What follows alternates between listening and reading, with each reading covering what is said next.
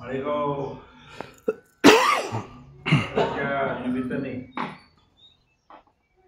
आज शिरसने म्हणजेच पांढरेवर माळेगावच्या सभासदांना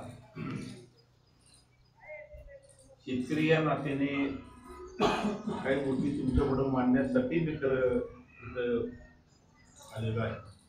तर माझ्या समवेत त्या गटात ते अजितदादाची तिन्ही इथं आलेले तिथं इथं आल्याबद्दल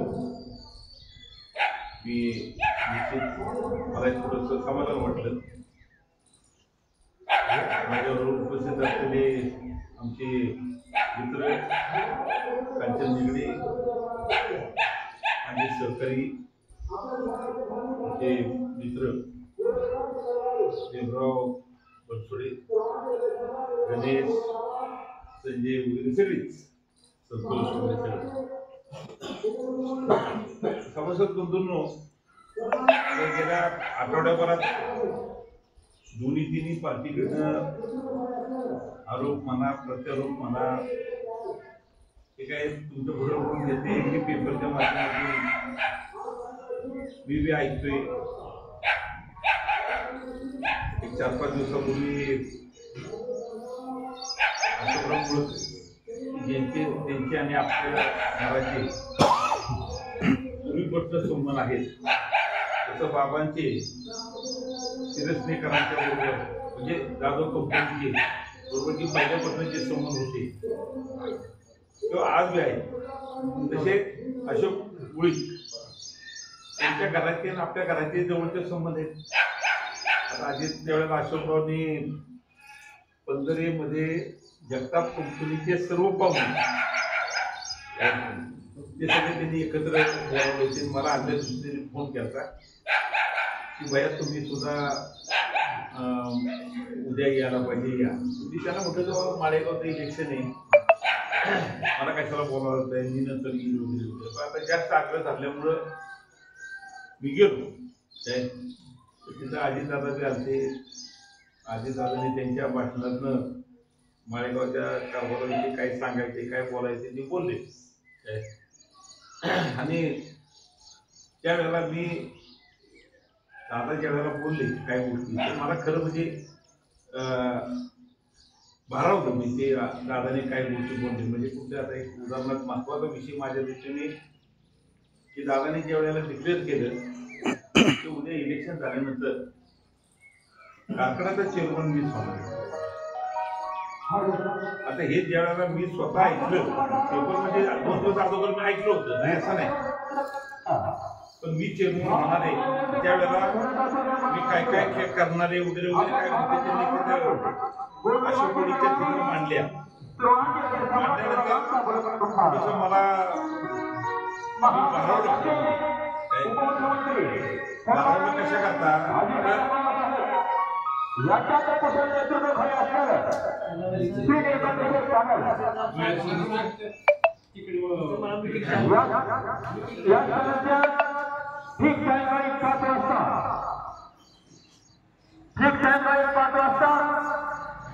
सभेचे ठिकाण राजेकांत जाधवराव कापले शनी मंदिर समोर मीरा बाला मंदिर माळेगाव बुद्रुक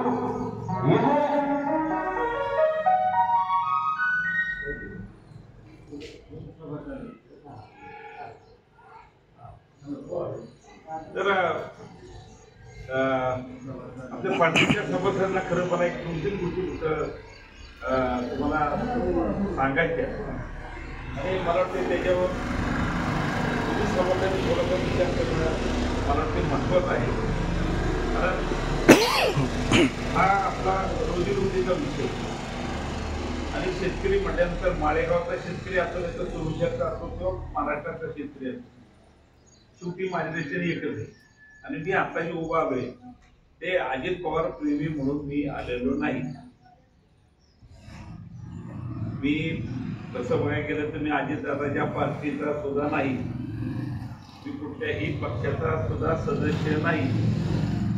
मी काम करतो स्वाभिमानी शेतकरी संघटनेचा शेतकऱ्यांचा त्यामुळं मी कुठल्याही पक्षात नाहीये आणि दादाच्या पार्टीत त्यामुळं माझ्या मोठं तो विषयच येत नाही. पण आज मी दादाच्या पॅनलसाठी मी तुमच्याकडे का होईल तर त्यात एक 2-4 गोष्टी तुमच्या कानावर घालायच्यात मला.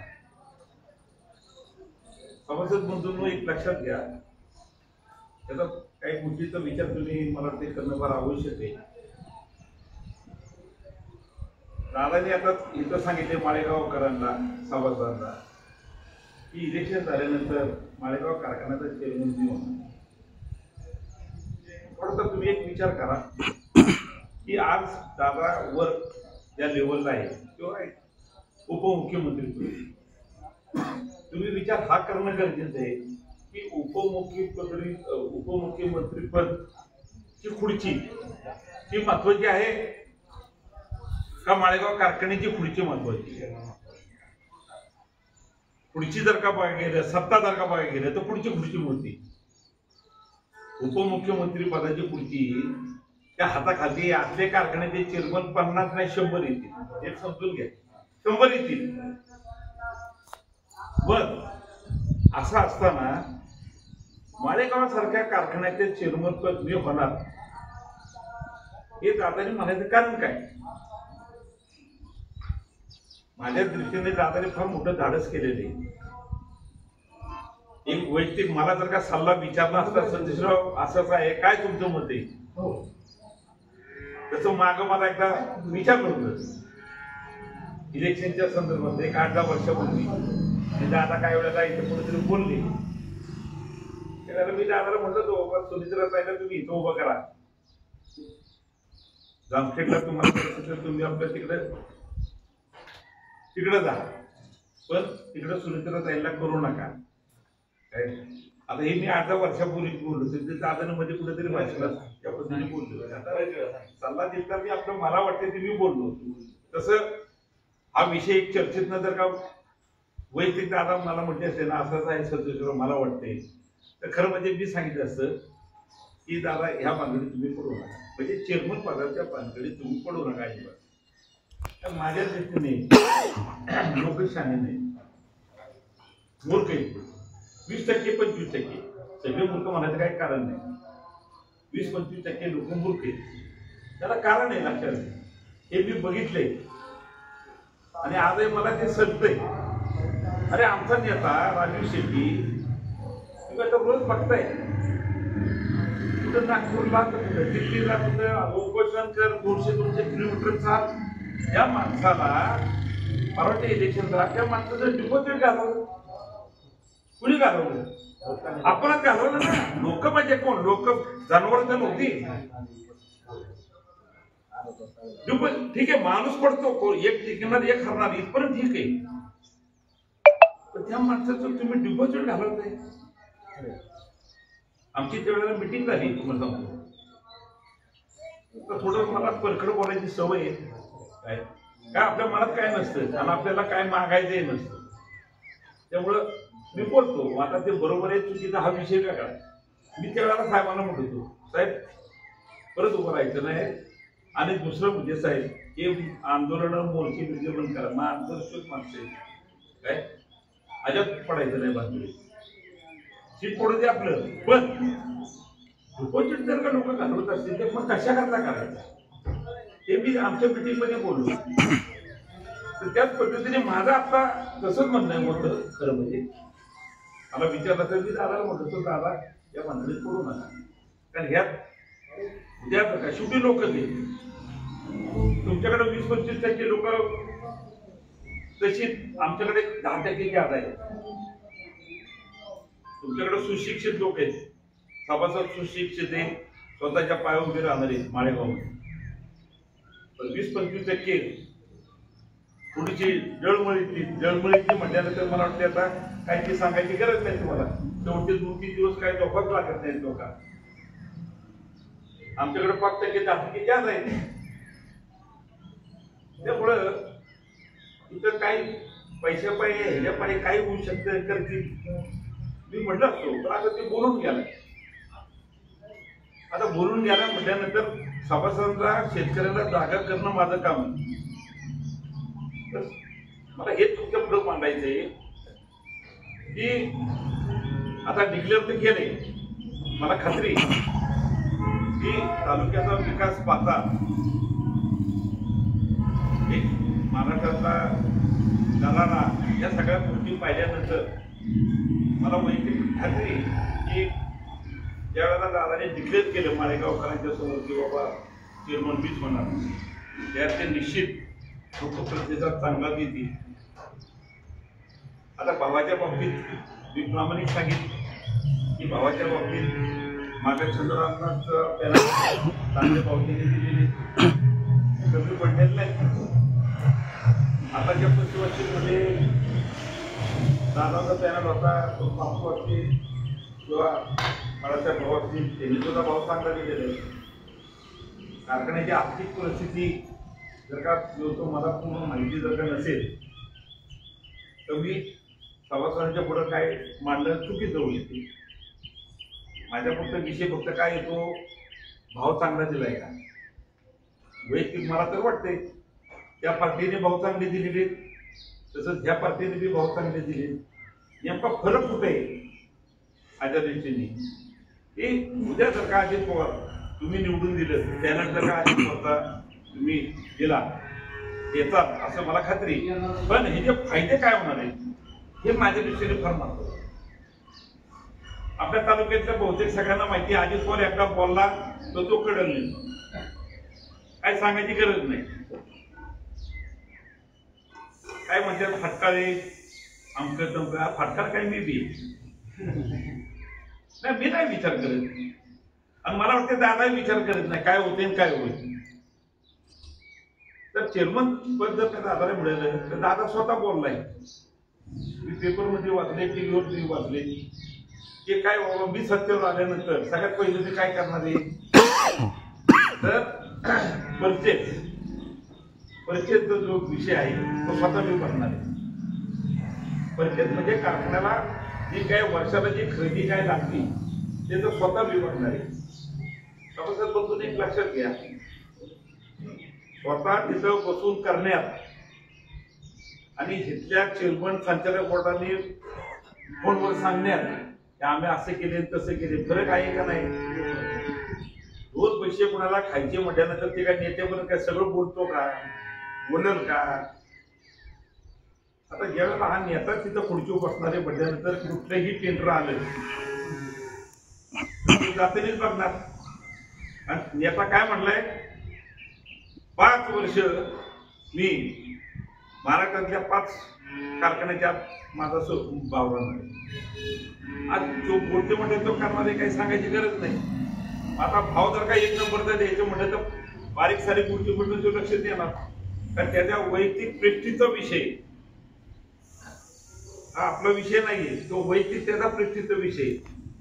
आणि ते बोलतो तसा करतो हे आपण सगळ्यांनी पाहिले, म्हणजे मी विरोधक म्हणून तर पाहिले.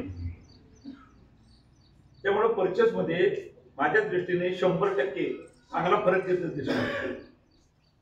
तुमच्या कारखान्यावर मी पाहतो संचालक झाल्यानंतर या गाड्या बिड्या जे नेत्यात इतका मोठा खर्च तुमच्याकडे सोमेश्वरला नाही, कमी. सोमेश्वर फक्त चेअरमन आणि वाईस चेअरमन हेच गाड्या ओढवत्यात. त्याला आम्ही बऱ्यापैकी ब्रेक लावायचा प्रयत्न केला. त्या वाईच्या कोणाचं गेल्या वर्षीपासून चेअरमनची गाडी वापरायचं बंद केली. काय ते कृती समिती आणि सोमेश्वरच्या सभासदांचं यश आहे. जिथं चुकीचं झालं तिथं बोट होणं आपलं काम आहे. वैयक्तिक विरोध असल्याचं काही कारण नाही. तसं मी बघतोय माळेगाव मध्ये दोन्ही पार्ट्या, अजितदादाची पार्टी असू द्या नाही तर अण्णांची पार्टी असू द्या, संचालकावर ब्रेक राहिलेला नव्हता. फार मोठा खर्च की जो चुकीचा आहे. त्याच्यामुळं सभासदांच्या ह्याच्यावर 20 रुपये 50 रुपये फरक पडतोय. तुम्ही बारकाने अभ्यास केलाय का नाही मला माहित नाही, तर ही वास्तव आहे तुम्हाला. परचेस मध्ये अख्ख्या महाराष्ट्रात दुसरी गोष्ट आता जी सांगितलं जाते सरकार मुडीत निघायला लागते, सरकार मुडीत निघायला लागते, 100% खरं होतं. पण आजची परिस्थिती आणि त्या सहकार कारखान्याच्या अध्यक्षपदच अजित पवार घेणार आहे. ही माळेगावकरांच्यासाठी फार मोठी संधी लक्षात घ्या. मला सांगा त्या माळेगाव कारखान्यात काय आणले? आता मी ऐकून आहे अजित पवारचे स्वतःचे 8 कारखाने 10 कारखाने.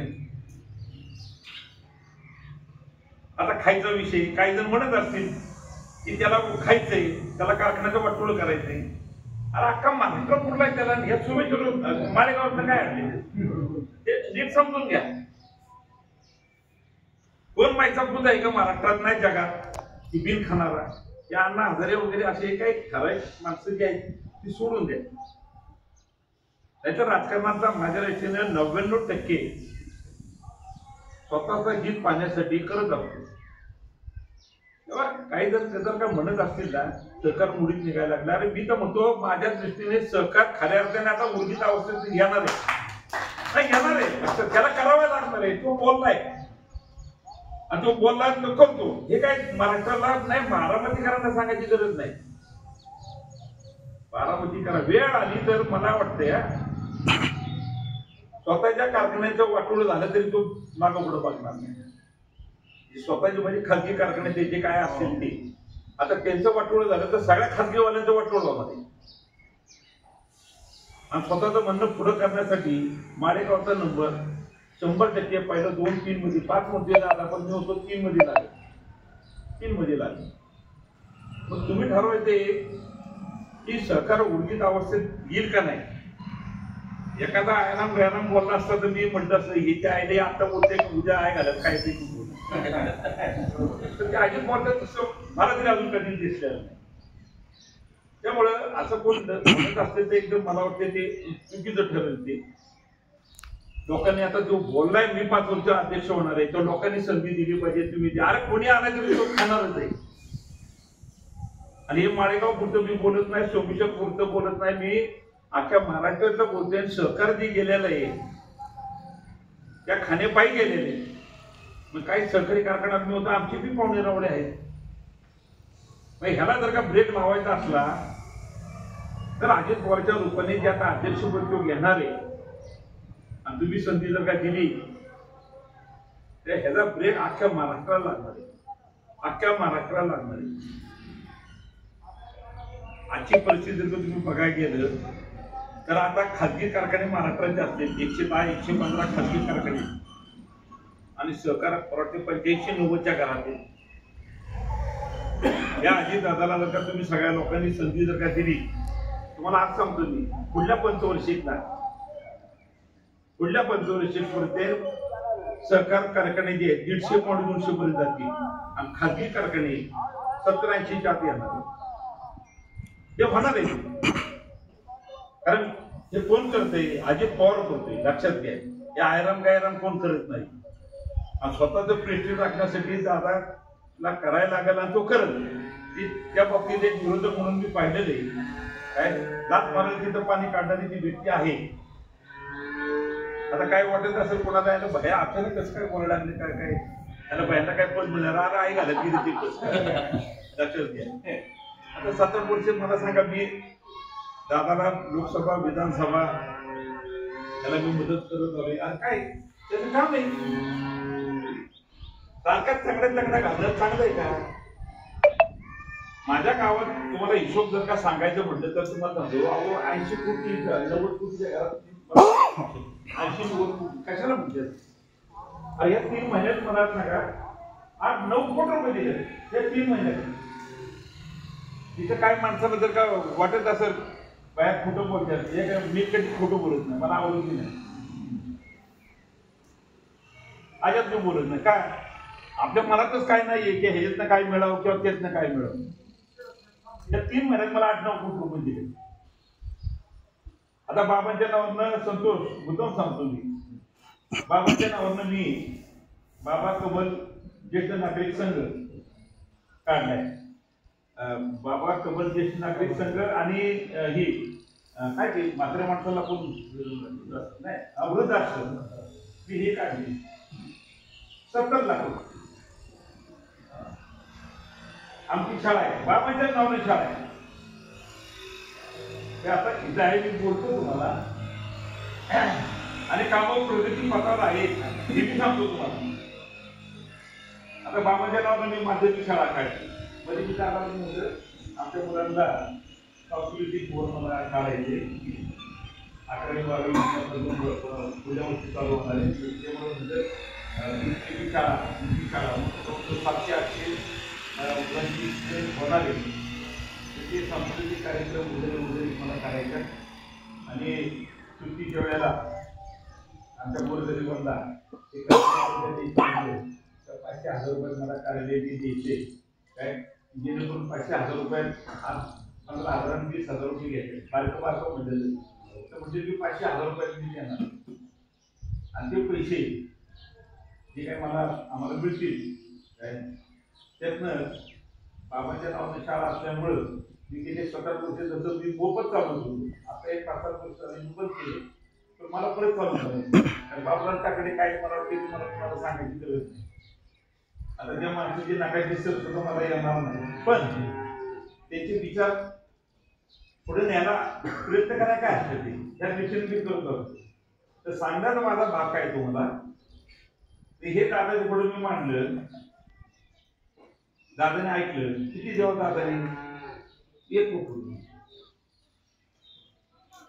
कशाला म्हणतात एक कोट मी मध्ये मग 3-4 महिन्यापूर्वी आता हे अजित पवारला अजून माहिती नसेल मला वाटते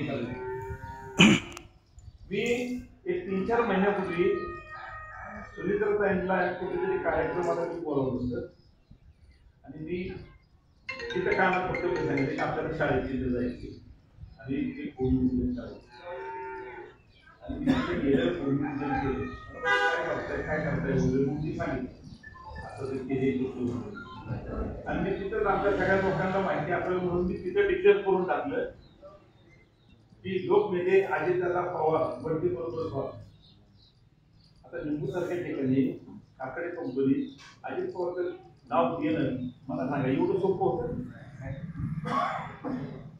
दिलं ते सांगण्याचा भाग मला फक्त एवढाच आहे की काकडे पवार वगैरे जे काय होईल होतं हे अजितदादाच्या रूपाने मला ते दिसलं काय हे मला त्या बाबाच्या मला असं कधी नाही कामं बाकी मी बघतो तालुक्याचे वगैरे आणि महत्वाचा विषय म्हणजे हा माळेगावचा ज्या वेळेला मला ती बोलला चिरमन लक्षात घ्या हे भयानक आहे सभासद बंधूंवर लक्षात घ्या आता 2-3 दिवस मला माहिती झोपा लागणार नाही लोकांना त्याची त्या संध्याकाळच्या नंतर तर अजिबात लागणार काय हा तुमचा विषय हा लोकांचा विषय मला फक्त एकच म्हणायचे की दादा जी बोलून गेलाय माझ्यापेक्षा ती चुकच आहे माझ्यापेक्षा आज मी म्हणतो ती चूक आहे दादाने करायला नव्हतं पाहिजे का आमच्या नेत्याचं उदाहरण मी डोळ्यासमोर बघितले कोणाच्या राजूशी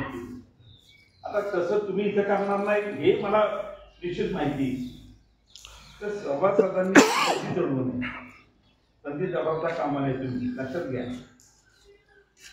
2-3 दिवसात काय होते का हा तुमचा विषय पण मतदान करताना एकच लक्षात घ्या की अजित पवार उद्या अध्यक्ष इथं होणार आहे आणि अजित पवारमुळे आपल्याला भाव तर चांगला बसेल परचेसमध्ये 100% अजित पवार कमी जास्त जे काही आताचे काही खेळखंडोबा सगळीकडे जे चालतात ते अजित पवार इथं बंद करणार आहे अजित पवारने इथं बंद केलं की ते महाराष्ट्रात सगळीकडे होणार आहे आखंदारीच्या बाबतीत कोल्हापूर जिल्हा हा अग्रेसर त्रिपुरीच्या बाबतीत ह्याच्या बाबतीत तर तुम्ही बघताय कोल्हापूरच्या पेक्षाही सोमेश्वर असो माळेगाव असो 100-150 रुपये आपण जास्त देत आलो असं बघा आता हा नेता जर उद्या जर का अध्यक्ष होणार असेल तर ह्याच्यात 100% अजून फरक पडणार तुमच्या गाड्या बिड्या हे सगळं बंद होणार आहे तो बंद करणारच शेतकरी लहान शेतकरी की एखादा डायरेक्टर आता उद्या आमचे जे डायरेक्टर होणार ते झाल्याच असं धरून चालू हो तर संतोष गेला की म्हणणार माझा उशीर आहे त्याच्यामध्ये आता डायरेक्टर म्हटल्यानंतर तो उद्या ना संतोषच्या बाजूला जो उशीर तो 15 दिवस अगोदर लागतो पण त्याचा काय कोण हाल खाते त्या गरीबाचा हाल खाणारा कोण नाही ना हे तुमच्या महाराष्ट्रातला भाग नाही, माझ्या कारखान्यावर मीच देते, सरकारी कारखाना सगळीकडे 100% तुम्हाला सांगतो माळेगाव मध्ये ते सुद्धा बंद होणार आहे. आणि त्या बाबांचं बिहा काय साधं आहे का मला सांगा. खरंच आहे बरं का. शेजारीला एखादा आणि मला माहिती आहे ना काय आहे काय नाही, मी तळातलं काम केलेलं आहे. त्यामुळे हे सुद्धा जे आहे ना डायरेक्ट लोकांचं पुढे ऊस घालवणं, आमचं आडवान्स हे सगळं बनवणार. ह्याचा फायदा कोणाचा आहे? हा तुमचा आहे, हा फायदा तुमचा होणार आहे. आता वैयक्तिक इथे डायरेक्ट ते थोडंसं समजू नका, जायला नका आम्हाला बोलायला वास्तव बोलते, समजून घ्या. मी बोलताना मी वास्तव बोलते काय, ह्या गोष्टी ह्याला फायदा सुद्धा सभासद लोकांना. कारण तो कामगार जो आहे उद्या जर का हे तुमच्यासारखा शेतकरी तिथे गेला तर पुढं गाडा गाडी. आता आपल्या तालुक्यात आपण बघतो दादा ती 100-200 जणांची अर्ज असतो.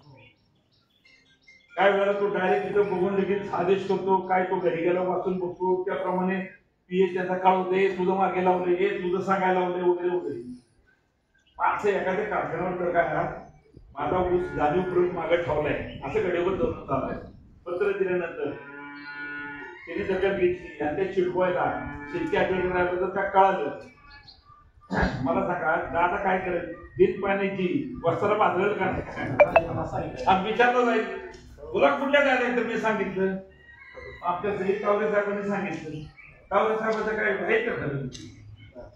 म्हणजे ही वेळ येणारच नाही. कारण काय त्या नेत्याचा जो दबदबा जो आहे तालुक्यावर नाही महाराष्ट्रावर आहे, लक्षात का तिथेही सामान्य शेतकऱ्याला 100% नाही मिळणार, लक्षात घ्या. आणि खऱ्या अर्थाने सरकार माझ्या दृष्टीने उर्जित अवस्थेत येणार. आता ते बोलून गेला, पण ह्याचा खरा फायदा हा सरकारला होणार आहे, ह्याचा खरा फायदा तुम्हाला आम्हाला होणार आहे. नीट लक्षात घ्या, कामगारांचं लक्षात घ्या. आता याच्याकडे मला वाटते 8-10 कारखान्यात ते किती मला माहित नाही, पण आहे. आता मला सांगा नेत्याचा एकच कारखाना असं धरून चालला, बरं 10,000 टन रोजची कॅपॅसिटी असे धरून चालत. तिथं जर का 500 कामगारांच्या जर का 10,000 रोजचं पैसे होत असेल, लक्षात घ्या. आणि तुमचं 10,000 चालतंय, तिथं 500 चालतंय, इथं जर का 900 चालत असलं तर सुट्टी देईल का काम? जो माझ्या दृष्टीने सुट्टी देणार नाही तर त्याला काय करायचंय, लोकांना भाव द्यायचे. पण पहिल्या डायरेक्टरने किती लावल्यात? 8 लावल्यात. याने किती लावल्यात? 10 लावल्यात. चेअरमन होता त्याने किती लावल्यात? 15 लावल्यात. त्या सगळ्याचं गणित तो काढणार. आणि ती माझ्या दृष्टीने मला वाटते की तिथं तो ब्रेक लावणार. मग मागच्या पंचवार्षिक मध्ये बरं दादाच्या पार्टीची असली तरी तो ब्रेक लावणार म्हणजे लावणार. चालू बॉडीला जरी डायरेक्टर जरी झाले तर मला वाटते तुमच्यावर मर्यादा 100% येणार. काय पण हे चांगल्यासाठीच होत आहे ना, लक्षात घ्या. ही जी होणार आहे हे मालेगावच्या सभासदांच्या दृष्टीने हे चांगलंच होणार आहे. थोडा तोटा फायदा हे होतो होणार, लक्षात घ्या. आपण धरताना मला वाटतं सगळ्यांनी एकच विचार केला पाहिजे, एकच मला भाव किती मिळाला, दुसऱ्या बाजूला तोटा आहे. आता माझा वैयक्तिक तुम्हाला सांगतो, माझा वैयक्तिक तोटा आहे काय गोष्टी बोलणं थोडं उचित नाही, पण एक तोटा म्हटलं तर तुम्हाला सांगायला काय हरकत नाही, सांगतो मी. काय ते काय दादापर्यंत गेले तर मला काय फरक पडेल, काय दादाची काय माझ्यावर मुसलत नसतं काय. मी राघवपोटी पीटीसी बँकेला मी फॉर्म भरला, राघवपोटी बरं काय डोक्यात माझ्या 2 मित्र मला आठवण करून दिली. आणि माझा इगो जागा झाला, संतोष माझा इगो जागा झाला. आणि मी म्हटलं काय नाही, आता नेत्याला सुट्टी द्यायची. आता मला माहिती मी पाडणार आहे, पण म्हटलं सुट्टी द्यायची नाही, फॉर्म भरायचा, दादाजी उद्योगच लढायचं. आता 2 वर्षापूर्वी सांगतोय मी, जास्त लांबच सांगत नाही. तो माझ्या पुढे इगो म्हणजे आपल्या 2 मित्रांनी मला आठवण करून दिलं, माझ्या देखील लक्षात आलं. म्हणले हीच संधी मला राग फक्त कुठला होता, आजही आहे, की पीडीसी बँके ही जी खऱ्या अर्थाने शेतकऱ्यांची केली कोणी केली? अरे आम्ही केली, मुकुटराव काकडेंनी केली. आणि ज्या वेळेला पीडीसी बँकेला 100 वर्ष झाली त्यावेळेला काकड्याचा उल्लेख सुद्धा करत नाही. तुम्ही पीडीसी बँक ज्या वेळेला शेतकऱ्यांची केली ती खऱ्या अर्थाने मुकुटराव काकडेंनी केली. आणि ज्यावेळेला 100 वेळेला ज्यावेळेला पुस्तिका काढली तुम्ही कधी बघायला त्यात काकड्याचा उल्लेख सुद्धा नाही, तुम्ही बाकीच्याचा उल्लेख करताय. आणि जरी बँक काढली शेतकऱ्यांच्यासाठी केली त्या माणसाचा तुम्हाला उल्लेख सुद्धा केला नाही, तो लोकांना त्याला आवडला. म्हणून मी आणि मी काढणार नव्हतो, मला पडणार आहे मला माहिती. पण नंतर काही लोकांनी मला परत सांगितलं, अरे म्हणजे भैया तुम्ही मला उभा राहिलाय सगळं ठीक आहे, मी म्हटलं अरे मी पडणार आहे, पण म्हटलं मी मोकळं जाऊन देणार नाही. मला म्हटले भैया एक सांगतो मी तुम्हाला पडतंय का बघा, तुम्हीच म्हणताय मी पडणार आहे ते निवडून येणार. हा तुम्ही म्हणताय ही आम्हाला बी पडतंय, हे व्हायला नव्हतं पाहिजे. पण निवडून येण्यात आणि बिनविरोध करून निवडून येण्यात फरक आहे का? म्हणजे 100% फरक आहे. म्हणजे तुम्ही जर का दादा नसता तर या बँकेचं काय होईल? अरे म्हटलं बँकेचं वाटूनच म्हणा. मग थोडा मी विचार करता, अरे म्हटलं दादा आहे तर बँक राहणार. दादा जर का बँकेत राहिला नाही तर बँकेचं कवायत एवढं वाढू शकते, दादा तिथं असणं आवश्यक आहे. मला पटलं ती सांगतो, त्या दिवशी मी गेलो, मी माझा फॉर्म काढून दिले. सांगण्याचा भाग माझा फक्त काय आहे की किती ताणून धरायचं याचा सुद्धा थोडासा आपण विचार केला. आणि मला असं वाटतंय की आतापर्यंत ती 45-50 वर्ष राजकारणात जाईल. मी बघणारे मी नेते बघितले, बाबांच्या बरोबर मोठे मोठे नेते मी बघितले, पण ह्या माणसासारखं काम मला वाटते 50 वर्षात मला कधीच दिसलेलं नाही काय. आणि काम करणारी व्यक्ती आहे त्या तालुक्यात आपल्या कोणाला सांगायची गरज बी नाही. त्यामुळं कारखान्याच्या रीतीने उद्या जर का दादा अध्यक्ष झालं काय आणि ह्याला खऱ्या अर्थाने तुम्ही साथ द्याचा. पण वैयक्तिक मला वाटते की आपली ही 3 गावं जी मी निवडलेली, लक्षात घ्या ही मी का निवडली प्रमुख, ही 3 गावं सोमेश्वर सुद्धा आहे, सोमेश्वर सुद्धा आहे. आता आपली जी शिव आहे, शिवाच्या खाली मला वाटते आपली जी लोक आहेत ती माळेगावला समजत जात नाही. शिवाच्या वर जी आहे ती सोमेश्वर असतील. त्यामुळं आमच्या काळात ह्या 3 गावाशी कसा बघायचा तर पहिल्यापासून संबंध होता आहे. त्याचा ते डायरेक्टर होते, मला अजून आठवते की येतो असा म्हणजे काय पाऊसच्याकडे बाबांनी येतो, मी त्यावेळेला थोडस राजकारणात तुमचं थोडं बाबांच्यावर मी करायचो. पाऊसच्याकडे आम्ही येतो खालती. मला अजून आठवते एका त्या नदीवर काहीतरी त्या लिफ्टचे काहीतरी बांधलं होतं, जुनी गोष्टी खरेदी बरोबर ना.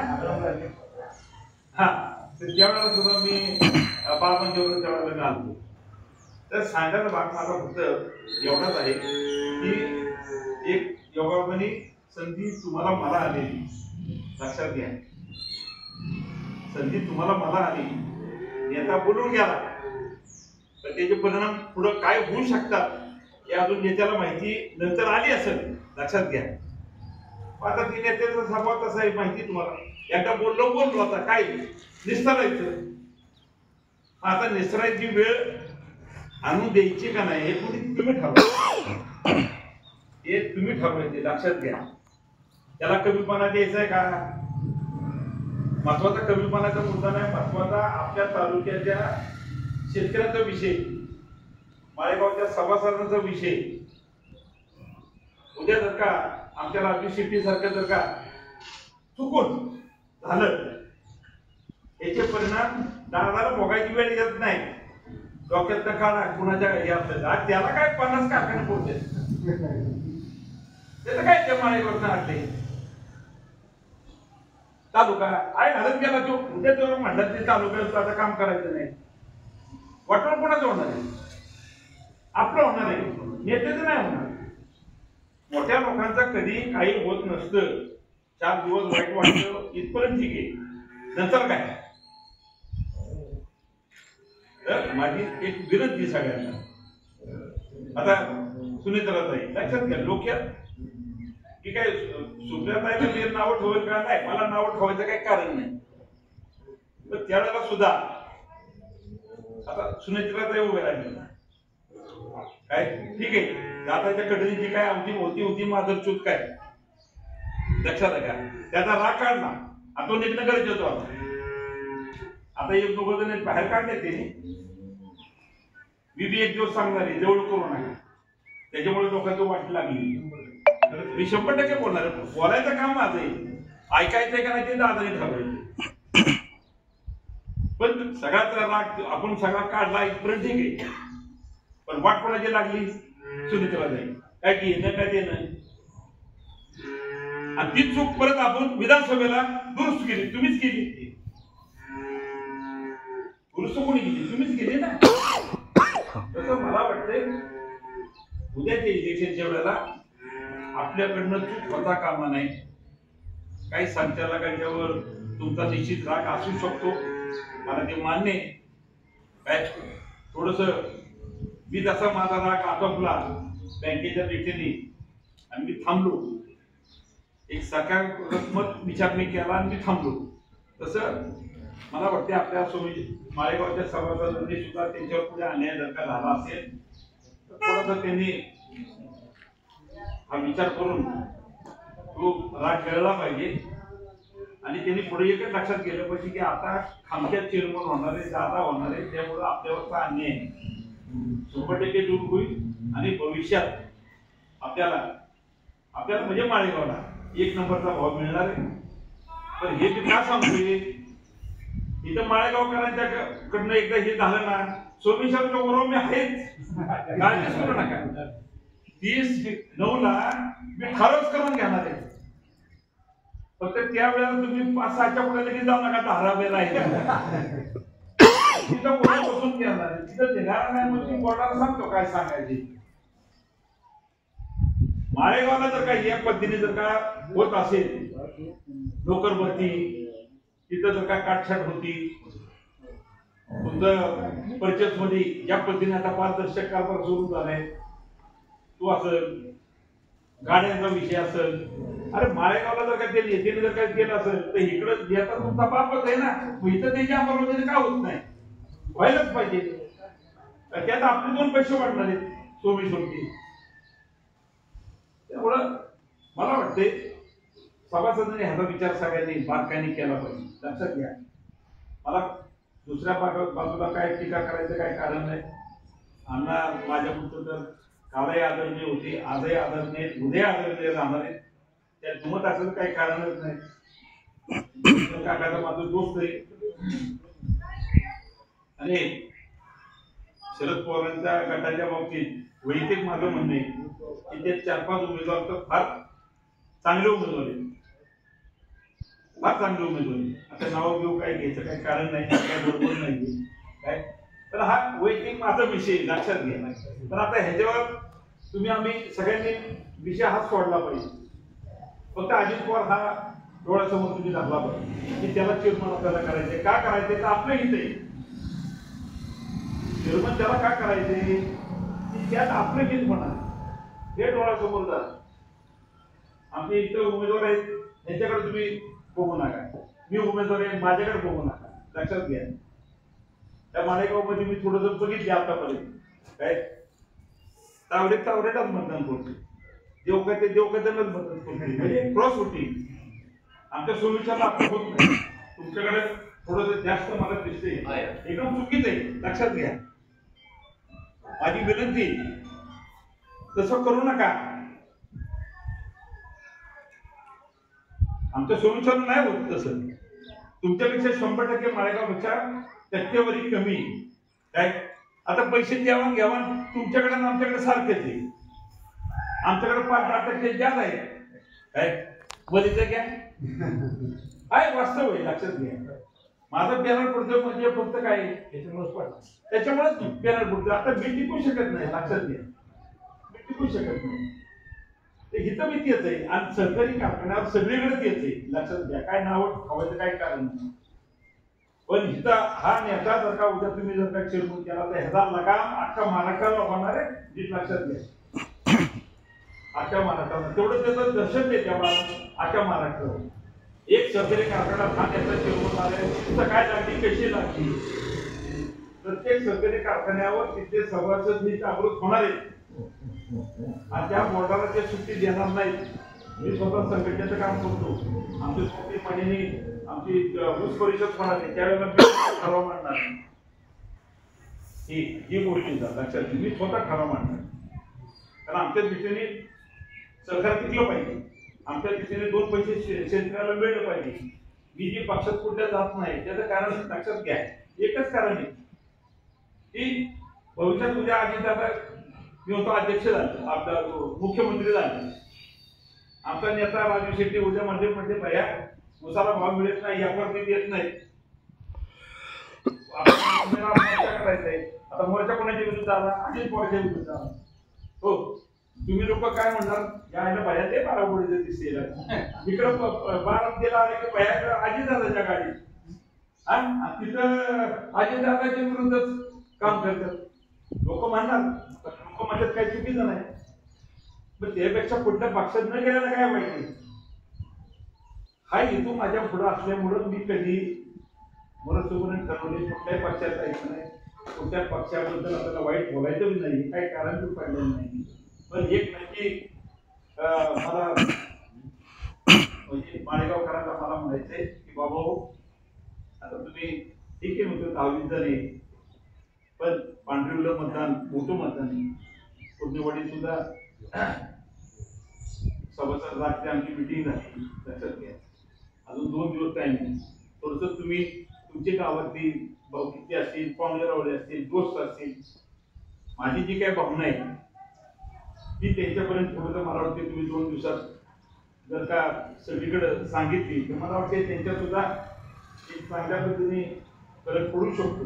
लक्षात घ्या, अजित पवारसाठी आपल्याला करायचं नाही, आपल्याला सहकार वाचवायचं आहे आणि तो बोलून गेलाय त्याचा फायदा आपण उचलायचा आहे. अजितदादाचा काही फरक पडत नाही का पडणार एक फरक. अजित पवार समजा उद्या आपल्या लोकांनी एखाद्या चुकीची गोष्ट केली, काय अजितदादा काय फरक पडणार मला सांग. 2 दिवस फक्त काय 2 टाइम जेवते ती 1 टाइम जेव, बाकी काय फरक पडणार आहे का? बाकी काय फरक पडणार नाही. नवीन बॉडी आली कुठली, डायरेक्टर लोकांच्या गाड्या बंद होणार आहेत का? परचेस ज्या पद्धतीने चालू आहे त्याच्यात बदल होणार आहे का? हे नीट समजून घ्या. काय गोरगरिबांची उसळ जी काही खेळखंडोबा चालतोय इथं असं नाही, माझ्याकडे तुमच्याच आहे, त्याच्यात काही फरक पडणार आहे का? पण हा जर का नेत्याला जर का तुम्ही निवडून दिलं तर ह्या सगळ्या गोष्टीला नकार आपोआप पडणार आहे.